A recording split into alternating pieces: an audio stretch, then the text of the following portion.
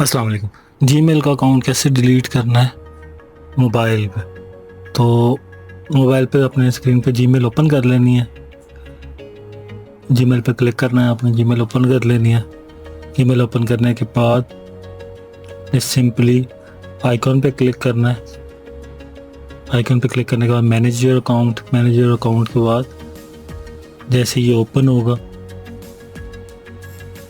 इसके बाद नीचे चले जाना आपने device and privacy, data and privacy में चले जाना है। डाटा एंड प्राइवेसी में जाके नीचे एंड पे चले जाना आपने, लास्ट पे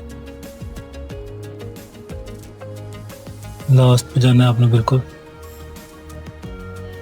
डिलीट योर गूगल अकाउंट ये वाले पे क्लिक करना है आपने। डिलीट योर गूगल अकाउंट पे क्लिक करने के बाद जैसे ये ओपन होगा तो आपने, अगर आपका पासवर्ड लगा हुआ है या फिंगर लगी हुई तो उससे आपने वो उसको एक्सेस देनी है। उसके बाद वो आपसे नीचे एंड पे जाके आपने दो जगह चेक बॉक्स करना है कि आप एग्री करते हैं उससे, और डिलीट अकाउंट करना है। जी आपका अकाउंट डिलीट हो जाएगा। उम्मीद करता हूँ वीडियो को पसंद आएगी। लाइक शेयर जरूर कीजिएगा, चैनल को सब्सक्राइब जरूर कीजिएगा। शुक्रिया।